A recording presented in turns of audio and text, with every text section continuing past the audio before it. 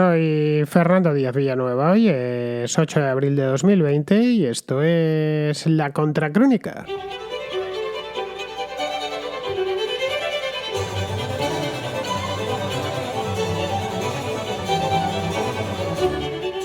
Nunca antes el precio del petróleo se había derrumbado de una manera tan brusca como lo ha hecho en las últimas semanas. El barril de crudo WTI, que es el de referencia en Estados Unidos, pasó de algo más de $50, que es $50 el barril, ¿se entiende?, que es como estaba a finales del mes de febrero, a $20 el barril, que es como estaba a finales de marzo, exactamente el último día del mes. El precio ha rebotado posteriormente a lo largo de esta última semana, pero ha rebotado de una manera muy ligera. No ha conseguido, a pesar de todo, colocarse por encima de los $26, que es como está en el momento en que hago este programa. Desde principios de año, la caída es aún mayor. Si alargamos, nos llevamos la fecha más o menos al día 4, 5, 6 de enero, lo que vemos la vuelta de Navidades. Vemos que por aquel entonces superaba los $60. En aquel momento los países productores de crudo se encontraban inmersos en una guerra de precios. Una guerra de precios que se había alargado a lo largo de todo el año 2019. Lo que no se esperaban ninguno de los países productores, bueno, realmente algo como esto, una caída como esta, creo que no se la esperaba casi nadie. Nos esperaban es este colapso, un colapso de la demanda como el que se ha terminado produciendo, que ha caído de una manera bestial en poquísimo tiempo, en apenas 2 semanas. Bueno, los analistas no encuentran precedente en toda la historia del comercio de petróleo, ni guerras, ni cracks bursátiles, ni nada que se le parezca. La caída ha sido más fuerte incluso que la que se produjo allá por el año 2008 después de la quiebra de Lehman Brothers. En el último mes el consumo mundial, porque aquí lo que tenemos es esencialmente un shock brutal de demanda. El consumo mundial ha caído 7 veces más que durante el primer trimestre de la crisis financiera, la de 2008. Ya digo, si vamos a la gráfica veremos que cayó con muchísima fuerza durante los meses posteriores, es decir, el último trimestre de 2008. También siguió cayendo en 2009 y luego ya poco a poco se fue recuperando. Esto evidentemente tendrá consecuencias graves para los países exportadores y golpeará también a los mercados financieros. Todo esto va a ser a corto plazo. A largo plazo, pues ya veremos, pero es muy probable que el petróleo vuelva a rebotar y que además lo haga con fuerza. Las implicaciones geopolíticas de todo esto no las conocemos aún, pero no tardarán en verse. Y no solo para países como Arabia Saudí, o como Venezuela, o como Rusia, o como Nigeria, es decir, los principales países productores del mundo, sino también para Estados Unidos, que desde hace 2 meses es el mayor productor de petróleo del mundo.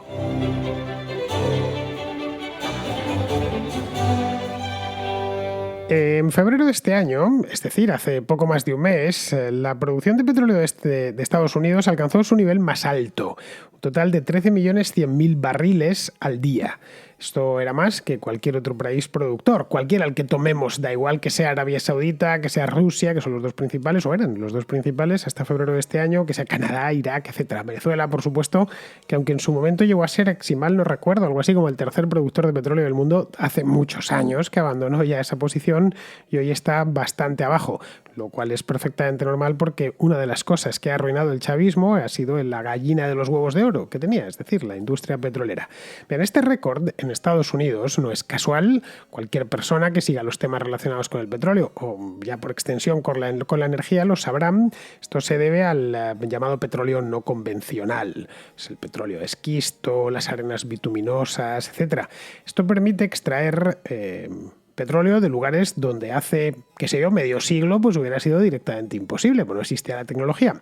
Pero estas técnicas desarrolladas a lo largo de las últimas 2 décadas han permitido que Estados Unidos se ponga a la cabeza del mundo en producción petrolera. Son las famosas técnicas de fracturación hidráulica que están siendo objeto de tanta controversia en Estados Unidos, por supuesto, y también en otras partes del mundo. Esto sirve para obtener petróleo de la tierra, para arrancárselo y también para obtener gas, como bien sabemos. Bueno, en resumen y por resumirlo mucho, en 10 años aproximadamente, Estados Unidos ha pasado de ser el mayor importador mundial de crudo a ser un exportador, no el principal, pero sí un exportador importante. Una bajada del precio del crudo en el año 2005, pongamos por caso, hace 15 años, una bajada como la actual, esta que os acabo de comentar. Pues esto a Estados Unidos le hubiese venido incluso bien. En aquel entonces importaban muchísimo petróleo, estaban preocupados porque no les llegaba, porque tenían una factura petrolera exterior que era elevadísima y todo lo que ayudase a que el petróleo se contuviese su precio pues les venía bien. Hoy, claro, hoy ya no les viene tan bien, porque por un lado son exportadores de crudo y por otro producen crudo, pero no producen un crudo especialmente barato. Es decir, con precios tan bajos como los que está ahora mismo el petróleo, estamos hablando de 20, 25 dólares el barril, esto pone en riesgo la mayor parte de sus yacimientos, que a ese precio, a 20 o 25 dólares por barril, pues son un pozo, sí, pero un pozo sin fondo y de perder dinero. Esto es lo que muchos están viendo en Estados Unidos ya desde hace días. Bueno, esto si continúa así, conseguimos ajustarnos a vender a 50 dólares. No olvidemos que todas las técnicas de fracking, algunas se llevan investigando desde hace décadas, pero entraron en funcionamiento o llegaron a su punto álgido cuando el barril de petróleo, hará cosa de 10, 12 años, se encontraba en sus máximos históricos. Es decir, estaba ya por encima de los 120 dólares el barril, lo que posibilitó que se investigase mucho, que se invirtiese muchísimo dinero, cantidades industriales de dinero, para conseguir sacar petróleo de la arena, que es básicamente lo que consiguen con técnicas como esta de las arenas bituminosas, ¿no? Que la palabra yo creo que lo describe. Realmente lo sacan, si habéis visto algún documental de estos por televisión, se extrae mucho en Estados Unidos y también en Canadá. Bueno, el problema de esto es que no es tan barato como extraer petróleo convencional de pozos convencionales en Arabia Saudita o como los que tiene el propio Estados Unidos en lugares como Texas o el Golfo de México. En el Golfo de México lo que se han tenido que hacer es cada vez perforar más hondo dentro de las aguas marinas. Eso les ha llevado a algún que otro disgusto, como la plataforma petrolífera esta de BP, esta de Deepwater Horizon de hace unos años, que tuvo un problema, un problemón, se incendió, etcétera. Bien, pues todo esto ha sido la carrera, la búsqueda por el petróleo de los últimos 20 años, que cada vez se invirtió más dinero y ha hecho que conseguir el barril sea un poquito más caro. Bien, esa es la razón por la que Donald Trump no ha perdido ni un minuto. Esto no lo hubiera hecho George Bush hace 15 años, no lo hubiera necesitado, pero ahora sí, ahora no ha perdido ni un minuto en ponerse en contacto tanto con saudíes como con rusos para que ajusten la producción, para que la ajusten a la demanda y repunte algo el precio. El ajuste ya ha dado comienzo. Esa es la razón por la cual en esta última semana ha pasado de los 20 dólares que estaba el último día de marzo, el día 31, a los 26 que estaba hoy. Pero la demanda está congelada. Esa es la verdad. Por lo tanto, no tienen herramientas para hacer que un petróleo que nadie quiere porque es que no puede salir de casa, porque las industrias han parado, etcétera, porque ni con esas lo consiguen. Para entender el mercado del petróleo actual, y eso es importante para entender lo que ha pasado, lo que está pasando, de hecho, incluso aventurar un poquito lo que puede llegar a pasar a lo largo de los próximos meses, hay que hacer un pelín de historia, hay que irse al año 2014, cuando aquel entonces, os acordaréis muchos de vosotros, el mercado petrolero sufrió un shock relativamente repentino porque tampoco se lo esperaba nadie. En el verano de 2014 andaban los países exportadores de petróleo con Venezuela a la cabeza felicitándose de que vendían el petróleo carísimo a 100 dólares, iban a seguir haciéndolo. Habían hecho todos unos presupuestos del país de nunca jamás en los que podían seguir gastando dinero a las puertas y sucedió que a partir de septiembre de ese año el barril empezó a depreciarse. Pasó de aproximadamente unos 100 dólares el barril a unos 50, 60. Fue uno de los grandes temas económicos de finales de 2014, principios de 2015. Esto generó estupor entre los países productores porque, claro, habían pasado a vender su preciadísimo oro negro a la mitad de precio. Les llevó a reunirse, obviamente, llegaron a un acuerdo. Bueno, los productores, la OPEP, son 11 países, más Rusia, que se apuntó. Rusia no es miembro de la OPEP, pero en este caso quiso ir de la mano con ellos. Llegaron a un acuerdo con la idea de concertar una reducción de producción ordenada. Es decir, vamos a producir algo menos, vamos a sacar un poquito menos de petróleo para que, manteniéndose la oferta o incluso mejorando, porque la situación económica ya a partir de 2016 en todo el mundo había mejorado sustancialmente con respecto a la que había 3 o 4 años antes, pues esto va a posibilitar que el barril, cierto, no va a irse a los 150 dólares, pero a un precio razonable, es decir, que al menos nos cubra a nosotros nuestros gastos, que estén 70, 80, 90 dólares aproximadamente. Es decir, que su idea manifiesta esto, no engañaron a nadie y además es lógico que el proveedor de un producto quiera venderlo lo más caro posible, pues Y llegaron a este acuerdo en la ciudad de Viena, que es donde está la sede de la OPEP, y la estrategia les funcionó, pero solo parcialmente. De hecho, solo les funcionó un año. Si echamos un vistazo a la gráfica del precio del petróleo, una de las cosas que vemos es que realmente el único año en el que de manera efectiva se encareció un poquito, tampoco demasiado, sobrepasó ligeramente los $70, fue el año 2018, pero luego volvió a bajar. Los países productores se pusieron a competir como locos por cuota de mercado, básicamente. Muchos además son un desastre, como bien sabemos. En nuestro caso, a los hispanos, el que más de cerca nos pilla es Venezuela, pero no es el único. Irán es otro ejemplo. Bueno, por no hablar de un montón de países del tercer mundo cuyo ingreso, como no el único, pero sí casi el único ingreso que tienen es el del petróleo, y sus gobiernos son muy dependientes porque además tienen nacionalizada esa industria. Por lo tanto, andaban, si no lo conseguimos vender a este precio, vamos a vender más petróleo y que al menos nos entre la misma cantidad de dinero. Bien, esto del COVID-19 ha venido, por lo tanto, a darles la puntilla, en un momento que estaba ya la cosa bastante delicada. El brote en China, que empezó, como bien sabemos, en el mes de enero, hizo que la demanda bajase sensiblemente. La demanda global, estoy hablando. Descendió aproximadamente en el mes de enero en unos 6 millones de barriles al día. Esto durante el primer trimestre, del mes de enero al mes de marzo. Esto vino provocado, todavía no se había enfriado la cuestión en Europa ni en Norteamérica, venía provocado porque China había tenido que cerrar un montón de fábricas, tenía una parte de la población confinada en sus casas, por lo tanto, pues no podían gastar ni petróleo, ni gasolina, ni nada que se le pareciese. Entonces, ahí lo que sucedió, cuando veían que la cosa del coronavirus, al menos en China y en Oriente, podía ir muy en serio, se volvieron a reunir, la OPEP y su aliado de ocasión, y Rusia, se volvieron a reunir en Viena a principios del mes de marzo, para estudiar y coordinar una respuesta conjunta. Se volvieron a ver las caras, volvieron a discutir cuál era el camino a seguir, pero no se pusieron de acuerdo. Esto estoy hablando de algo que sucedió hace exactamente un mes. Arabia Saudita necesita el barril de crudo a unos $80 aproximadamente. Pero os preguntaréis por qué. A pesar de que ellos producen un petróleo muy convencional y por lo tanto muy barato de extraer, pero necesitan el barril de crudo a $80 porque el gobierno saudí tiene muchos gastos. No es algo similar a lo que le pasa a muchos países productores de petróleo. Lo necesita para equilibrar su presupuesto. Vamos, por lo que querían los saudíes era recortes serios en la producción. Esto es lo que fueron pidiendo a Viena, diciendo que había que recortar todo lo posible para que volviese el barril. Estaba muy barato, que estaban $50 y que había que devolverlo como fuese, pues al entorno de los 70-80 para que a ellos les encajase en su presupuesto. Los rusos dijeron que no y la cosa se quedó allí. Así que ante el desacuerdo, Arabia Saudí abrió el grifo, puso todos los pozos a funcionar y empezó a bombear petróleo al mercado. Esto el mes pasado hablo, en el mes de marzo. A bombear del orden de 2,5 millones de barriles extras todos los días, que se suman a los 10 millones que ya producía. Todo esto, evidentemente, pues con lo mismo que antes, para compensar los precios bajos y que así al menos entrase algo de dinero en la caja.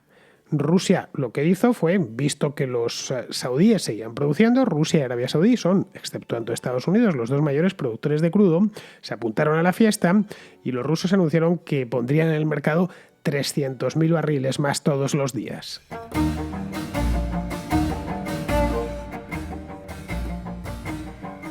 En esas estaban los saudíes y los rusos cuando Europa se quedó parada.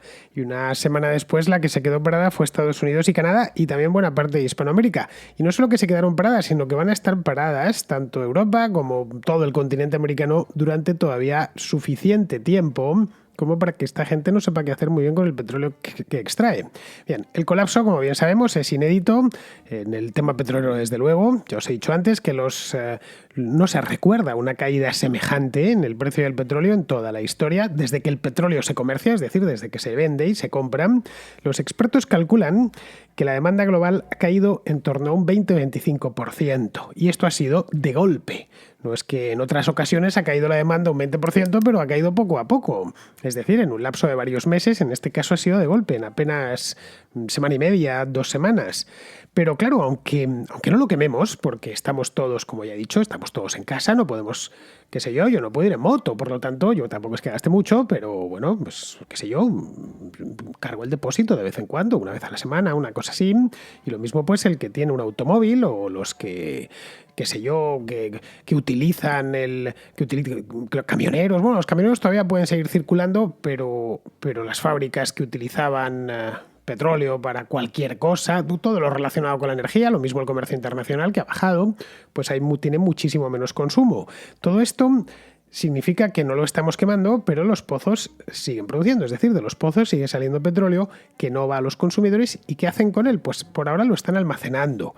El cálculo que hacen los especialistas es que a principios de mayo ya no habrá dónde meterlo. Ahora mismo todo lo que va saliendo de los pozos en distintas partes del mundo lo están metiendo en los almacenes, metiendo pues en depósitos habilitados al efecto. En ese momento, ¿qué sucederá? Pues probablemente que el precio caerá de golpe. Esto no sabemos cuándo será, pero más o menos a principios de mayo. ¿Por qué? Pues porque se van a deshacer de él a cualquier precio. Evidentemente ya no cada pozo que va saliendo pues tiene los almacenes llenos y tendrán que deshacerse de ese crudo. Lo siguiente evidentemente será empezar a cerrar pozos y a sellarlos. Empezando, como es lógico, por los más caros de operar. Estados Unidos, como os decía, produce mucho petróleo. Bueno, hoy por hoy es el principal productor del mundo, pero es un petróleo no convencional. Es decir, más caro de obtener que el convencional, que es el que se explota en países como como Arabia Saudita o Rusia. Esto supondrá, si todo sigue como hasta ahora, supondrá el canto del cisne de Estados Unidos como jugador de primera división en la liga de los productores de crudo. Llegar a la primera división a Estados Unidos le ha costado bastante.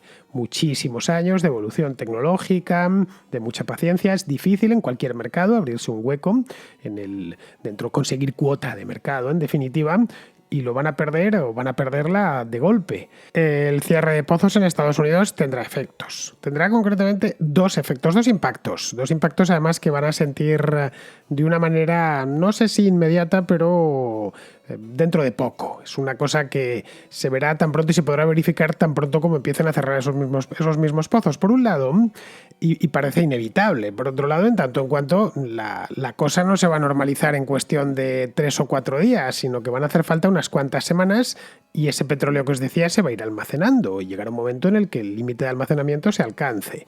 Bien, por un lado el empleo. Se va a ser el primero de los impactos. Los expertos han calculado que unos 2 millones de personas pueden quedarse sin trabajo, que se suman pues a los que se han quedado sin trabajo ya en otras áreas de la economía. Por otro, ese sería el primero, el del empleo, que es el que más afecta a Donald Trump, porque tiene unas elecciones dentro de unos meses y lo último que le interesa es presentarse a ellas con mucha gente desempleada. Por otro, obligará al país a importar petróleo, ya sea de Arabia Saudí o de cualquier otro lugar, de Nigeria, de donde sea, cuya extracción es más barata, obviamente, el petróleo de otras partes del mundo, cosa que Estados Unidos pues ya no tenía que hacer, o si importaba petróleo lo compensaba con exportaciones, es decir, que se había quedado en punto muerto en ese aspecto. Aquí poco puede hacer Donald Trump para impedir esto. A diferencia de Arabia Saudí, la industria petrolera estadounidense no está en manos del Estado, no es una industria nacionalizada, llamémosla así. Bueno, llamémosla así, no es que no esté nacionalizada, son muchos agentes, muchísimos. A cambio, eso tiene una ventaja para Estados Unidos, para la industria petrolera estadounidense, y es que a cambio es muy flexible. Tiene una capacidad muy grande, lo vimos, por ejemplo, con la bajada del petróleo de 2014, que muchos aseguraban que iba a ser el fin del shale oil, del petróleo de esquisto, el petróleo no convencional, y no lo fue en absoluto. Fueron capaces de innovar, de conseguir bajar el precio de extracción de los barriles y se han mantenido bien.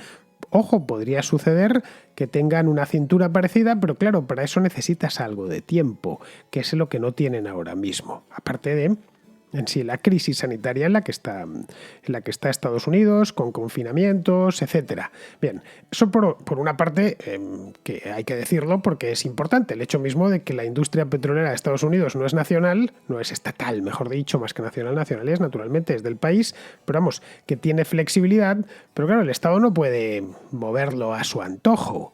La Casa Blanca no puede decir cuánto petróleo se produce, de la misma manera que sí puede decirlo el rey de Arabia Saudita, o incluso puede decirlo Vladimir Putin. que gobierna de una manera o que dispone de unos poderes incluso sobre las empresas privadas mucho mayores. Podría, llegado el caso, y esto sí cabría en la agenda de medidas de Trump, podría liberar la reserva estratégica. Con esto podría llegar a unos 700.000 barriles al día, pero claro que es mucha cantidad, pero para eso necesita autorización del Congreso, que está en manos de los demócratas desde hace ya más de un año. Esto, en un año electoral como en el que nos encontramos, pues yo no veo motivo alguno para que los demócratas quieran hacerle un regalo semejante y quitarle un problema de encima. Más en la recta final antes de las elecciones, teniendo en cuenta todo lo que le va a venir encima a lo largo de los próximos meses. Luego hay otro problema. La regulación relativa al petróleo en Estados Unidos, a la extracción de crudo, más que al petróleo, es competencia de los estados. Es decir, cada estado tiene su propia agencia regulatoria, relativa a los estados, evidentemente, que producen petróleo, que no son todos. La de Texas, por ejemplo, creo que es la Comisión de Ferrocarriles la que lo llevan, pues es muy famoso porque el estado es un estado petrolero en sí, ¿no? Y cada estado va a lo suyo en función de sus intereses y de los intereses de sus productores, que no tienen por qué coincidir con los intereses de la Casa Blanca. A corto plazo, con la economía mundial semiparalizada, que es como se encuentra ahora mismo y como se encontrará a lo largo de las próximas semanas, los más pesimistas aseguran que serán muchos meses, toquemos madera, para que eso no sea así y esto se resuelva lo antes posible. Bien, pero aun resolviéndose lo antes posible no será antes de un mes o mes y medio como mínimo. La crisis del petróleo empeorará en los próximos meses. Eso tenemos que la crisis de la industria petrolera, mejor dicho. Y el daño se sentirá mucho más allá de esa propia industria. Guste o no guste a los productores, a medida que los depósitos de almacenamiento se vayan llenando, la producción disminuirá y lo hará de una manera drástica, para atender a una demanda mucho menor. Y los precios inevitablemente tenderán a subir. Que solo podrán sobrevivir los que produzcan el barril más barato. Y no hay mucho más, es decir, se tenderá a ajustar el mercado. Al final siempre asigna bien, pero asigna bien no necesariamente en el momento, sino de una manera dinámica. Cuando la demanda se reactive, que de una manera u otra lo terminará haciendo dentro de unos meses, la oferta lo hará paulatinamente. De nuevo se volverá a producir el ajuste. Pero claro, existirá un pequeño desfase. De hecho, existirá el mismo desfase en el que estamos ahora, pero invertido. Tenemos ahora mismo el precio del petróleo muy bajo, ya hemos visto, a $26, pero claro, no lo necesitamos. Porque estamos metidos en casa y las fábricas o el transporte van al ralentí. En unos meses nos encontraremos en la situación inversa. Necesitaremos petróleo porque se han vuelto a arrancar las fábricas y hemos podido volver a salir a la calle, podemos volver a gastar, etcétera, y a movernos. Pero en aquel momento habrá menos petróleo en el mercado. Ya está, habrá muchísimo menos crudo y por lo tanto será más caro. Esto podría envenenar bastante la recuperación económica, por lo menos las primeras fases, y envenenar de paso a Trump la reelección. Esto hay que tenerlo en cuenta. Con el petróleo caro no se crea empleo, de hecho se destruye en muchos países, que es lo que va a necesitar Estados Unidos hacerlo, de crear empleo. Se está quedando mucha gente desempleada de aquí a 3 meses. Y además, en este caso, las elecciones estadounidenses no se van a cambiar, son el 3 de noviembre y van a seguir siendo el 3 de noviembre. Por lo tanto, tendría que, además de lo del coronavirus, tendría que caernos un meteorito para que suspendiesen esas elecciones. En Europa puede ser la puntilla para muchos países. Bueno, puede ser una causa más del derrumbe de ciertos gobiernos. Muchos países están pasando las de Caín con el tema del coronavirus. Que sin irnos muy lejos, mi propio país, España, pero también Italia. Tanto España como Italia importan todo el petróleo que consumen, hasta la última gota. Y por lo tanto, pues son extremadamente sensibles a su precio. Es decir, para Italia o España, $10 más en el barril son varias décimas de crecimiento y cientos de miles de empleos. Esto es algo con lo que deberían contar, aunque claro, bien mirado, con la que tienen encima seguramente sea lo último en lo que estén pensando.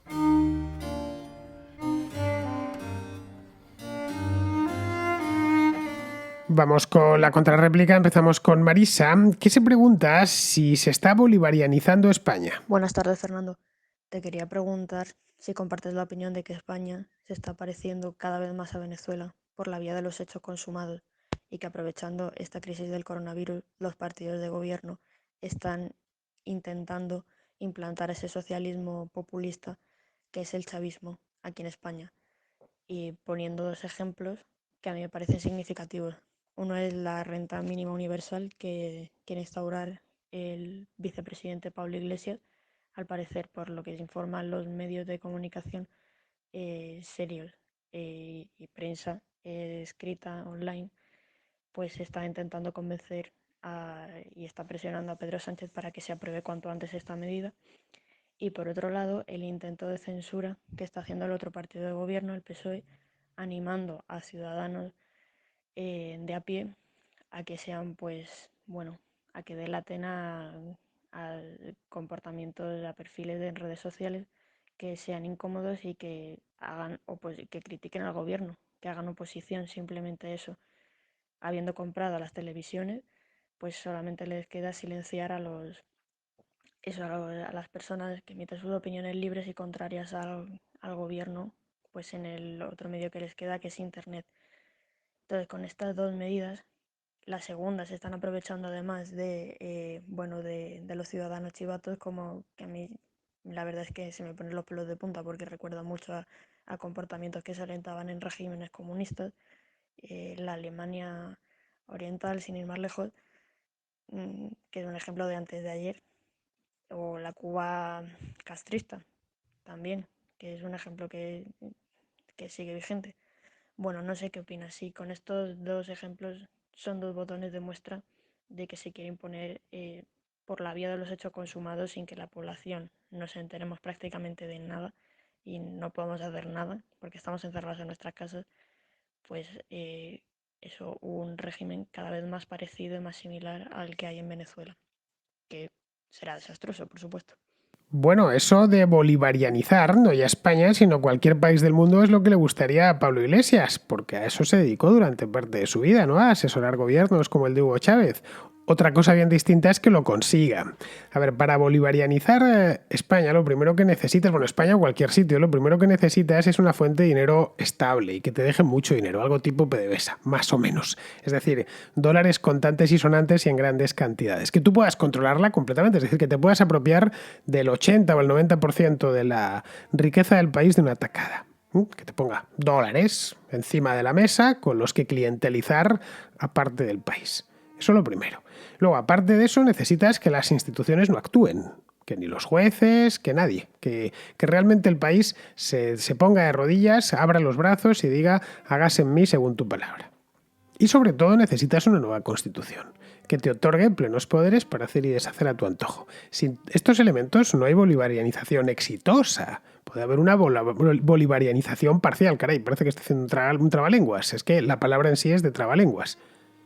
Es decir, nada de esto tienen en España, como bien sabemos. Lo que sí tienen es una emergencia sanitaria que evidentemente están aprovechando para avanzar en su agenda todo lo que puedan. Es decir, están demonizando a los empresarios, al rey, a la empresa privada, a la oposición, a los medios de comunicación, que es que osan criticarles, a los otros no, a los otros pues ya se sabe, lo que haga falta. Y en lo que haga falta un montón de dinero. A los que les critican en Twitter, a quien sea, están en eso, bien. Por otro lado, lo previsible. Sinceramente, Marisa, creo que se les está viendo demasiado, ¿eh? Y ahora ni siquiera pueden venir con lo de la regeneración y que son la nueva política, porque caray, son ellos los que están en el poder. Así que ya no tienen ese mensaje con el que Hugo Chávez hace 20 años llegó al poder en Venezuela. Bien, seguimos con David, que nos trae el tema este de los test. Hola Fernando, ¿qué tal? Bueno, me he dado de alta como miembro en YouTube, no sé muy bien eso para qué sirve, pero bueno, quería comentarte, mira, tengo la opinión de que el tema de los test masivos no se hacen porque yo creo que al final el relato va a consistir en básicamente una carrera de fondo a ver quién tiene menos contagiados y quién tiene menos fallecidos. Entonces, lógicamente, pues cuantos mayor número de contagiados tengas, mayor posibilidad tienes de que esos fallecidos te aumenten. Es decir, por ejemplo, Alemania, que parece ser que está haciendo muchos más tests, pues si te fijas en el porcentaje de fallecidos es mucho menor. Aquí, que estamos haciendo muchos menos tests, tenemos un porcentaje de fallecidos mucho mayor. Entonces, bueno, me gustaría saber cuál es tu opinión a este respecto. Un saludo y muchas gracias. Pues mira, David, lo de hacerte miembro del canal en YouTube o hacerte fan en iVoox o hacerte patrón en Patreon, las tres cosas sirven exactamente para lo mismo, sirve, bueno, aparte de para sostener este programa que vive literalmente de sus escuchas, de los que estáis ahí, yo no me debo absolutamente a nadie más y bien que lo sabéis, bueno, pues aparte de eso te permite escuchar los contracortes, por ejemplo, que los subo a YouTube, por supuesto, es una especie de mini contrahistorias solo para socios, en este caso solo para miembros del canal, pero también suben a iVoox y también suben a Patreon. También sirve para ver recomendaciones de libros, como la que os dejé hace nada, un par de días, sobre El Cisne Negro, que era exclusiva para patronos y fans del programa. Respecto a lo que comentas de los test, pues a ver, no se han hecho, no por nada, sino porque son un desastre y no previeron absolutamente nada. De verdad, simplemente por eso. Es la navaja de Occam, pero al 100%. Cuando quisieron desfacer el entuerto, le estimaron los de una empresa china. Esto lo pudimos ver una semana más tarde.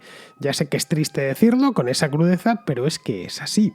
Bien, vamos a continuar con César, que es un escucha de Ecuador, que nos cuenta con detalle la situación en su país. Lo de dejar los muertos en la calle sí se ha dado, pero no en la medida que dicen. O sea, hay bastantes noticias falsas circulando por las redes. Se dio incluso la noticia de que estaban quemando un cuerpo en la calle, lo cual no era cierto. Lo que hicieron fue quemar una basura que estaba acumulada en la calle y un colchón para que creyeran que era un cuerpo y se acercaran a recoger, pero no fue tal cual como lo ponen.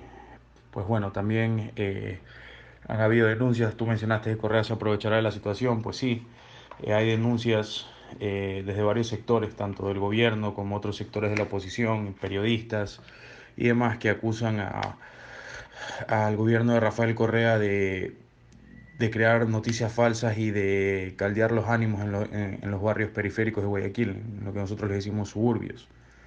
Nosotros tenemos otra definición para esa palabra que ustedes.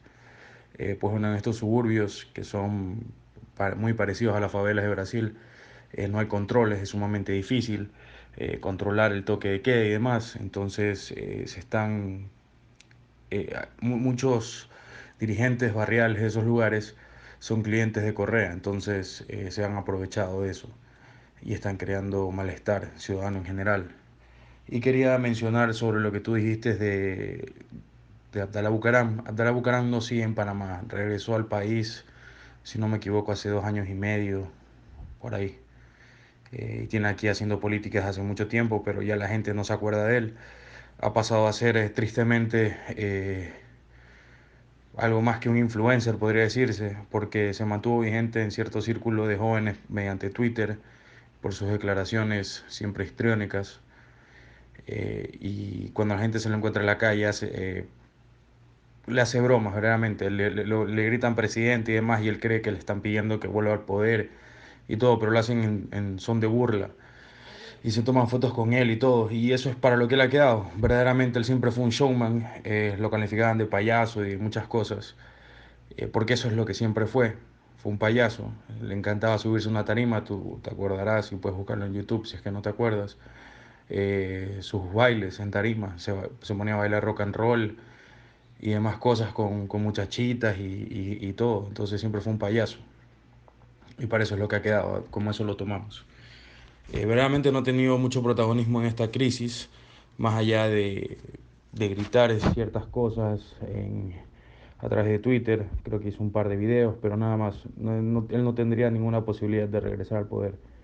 Los nombres que se están barajando verdaderamente, porque están capitalizando esta crisis de una u otra manera, ya sea porque les toca por sus funciones o porque tienen aspiraciones políticas electorales para el próximo año, que son las elecciones presidenciales y asambleístas, son ciertos cuadros. Por ejemplo, Otto Sonnenholzner, siempre pronuncio mal el apellido, que es el vicepresidente, que ha hecho un manejo de la crisis en la medida posible. O sea, verdaderamente no hay cómo reclamarle mucho porque Ecuador se ha tomado muchas medidas y pese a sus falencias, en mi opinión, el gobierno ha reaccionado dentro de sus posibilidades. Ojo, yo soy sumamente crítico con el gobierno, pero hay que ser objetivo en este sentido. Han hecho lo que han podido dentro de sus posibilidades para algo que nadie estaba preparado. También otros protagonistas como Guillermo Lasso, que tiene su banco privado, el Banco de Guayaquil. Él siempre ha querido ser presidente, se ha lanzado 2 veces, está por lanzarse la tercera. Ha donado dinero, ha hecho algunas iniciativas uniéndose a ciertas iniciativas como un fideicomiso que estaban creando, algo así, del sector privado, de grandes empresarios ecuatorianos, para donar directamente dinero a la compra de ciertos materiales. Pero verdaderamente ahorita el panorama político de Ecuador es negro. Pues muchas gracias, César. El tema de Ecuador lo estoy siguiendo, creo que lo estamos siguiendo todos porque, por desgracia, las noticias que nos llegan de Ecuador tapizan todos los medios de comunicación, especialmente en España, que, como bien sabes, España está llena de ecuatorianos y estamos encantados con ellos, además, te lo digo ya, estamos encantados con ellos, además, desde hace mucho tiempo, porque la comunidad ecuatoriana lleva tranquilamente 20 años en España, ha crecido y además están muy bien asentados, bueno, tanto como que son tan españoles como nosotros, pero más lo son casi desde el mismo momento que llegaron. Entonces, evidentemente aquí se ve mucha información relativa a Ecuador, no solo en los periódicos, también en la televisión. Y bueno, es un poco lo que decía ayer, ¿no? Ecuador es especialmente Guayaquil, es una prueba de laboratorio de lo que va a suceder en otros países hispanoamericanos. Luego, en el aspecto político, pues, yo creo que en más de un país esto va a barrer al gobierno. Más de uno, más de dos y más de tres. Ecuador podría ser uno de ellos, indiscutiblemente. Pero claro, allí el enemigo a batir no es tanto Lenín Moreno como Correa. La derecha ecuatoriana le ha visto venir a Correa y le ha cerrado filas con el presidente. Así que esto habría que verlo. Bien, vamos a continuar. Vamos con Andrés, que se pregunta quién está saliendo beneficiado de todo esto. En toda esta situación mundial que ha generado el COVID-19, ¿quién es el que está saliendo ahora mismo más beneficiado de esta situación? ¿Quién es el que está tomando más ventaja? Y una segunda pregunta. ¿Crees que toda esta situación puede provocar que Estados Unidos pierda la hegemonía, o sea, pierda su primer puesto como potencia económica mundial y China le supere definitivamente? Gracias y enhorabuena por el programa. Pues mira, Andrés, yo creo que de algo como esto nadie sale beneficiado realmente. Nadie, absolutamente nadie. Pues esto es una tragedia. Y luego recuerda, desde el punto de vista económico, recuerda que la economía está interconectada. Uno puede pensar, no, pero claro, yo trabajo en una empresa de ambulancias, fenomenal, ¿no? O soy sanitario, en absoluto. Esto no, una depresión como la que enfrentamos económica a las puertas no beneficia absolutamente a nadie. Y aquí estamos ante una crisis sistémica, porque además no hay dónde irse, es decir, que está todo el mundo mal. En cuanto a lo que preguntas de Estados Unidos, pues sinceramente no creo que esto acabe con su hegemonía, de verdad te lo digo, porque la hegemonía de Estados Unidos se fundamenta sobre 3 pilares. El primero es el dólar, el segundo es su poderío militar. Tienen flotas con portaaviones, submarinos nucleares, etcétera, repartidas por todo el mundo, con bases, tienen las mejores armas, invierten más que nadie en eso y esto importa y bastante. Y el tercero es el poder blando que ejerce a través de su cultura, con el resto del mundo. En fin, con nada de esto va a acabar la epidemia, ni con el dólar, ni con el poder militar, ni con ese poder blando, que es un poder real, por muy blando que sea. A quien sí me temo que va a dejar tocado es a China y sobre todo al Partido Comunista Chino, que van a tener que dar muchas explicaciones tanto fuera como dentro de su propia casa. Bien, pues con esto ya vamos a terminar. Vamos con Pizarro, que nos habla del tema de Internet, de cómo estamos todos conectados un montón de horas a Internet haciendo ya prácticamente todo. El arresto domiciliario universal ha generalizado el uso de la red universal para el trabajo, las relaciones interpersonales y el entretenimiento, incorporando a la cultura digital al grueso de la población, que, en su proceso de aprendizaje o expertización, ha descubierto una herramienta útil. Históricamente, cuando una herramienta resulta útil, además se extiende su uso y con frecuencia se abarata. ¿Cómo van a cambiar las cosas en nuestros usos y costumbres? No se puede saber. La conexión en red, no de aparatos, sino de cerebros, promete cosas grandes y buenas. Una menor relación física, presencia, tacto, masa, en nuestras vidas augura una inquietante vida digital impostada, unida a una vida orgánica desazonadora por exigua. Todo eso ya se verá. Hoy, gracias a Internet, nos escuchamos y podemos compartir tiempo y pensamientos.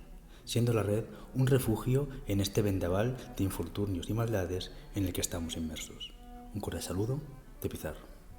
Y con esto, queridos amigos, terminamos el programa de hoy, la contracrónica de hoy, que es miércoles 8 de abril, así que mañana, que es jueves, volveré porque hay contracrónica los jueves. Volveré por aquí y espero encontraros a todos vosotros por allí. Hasta mañana, amigos.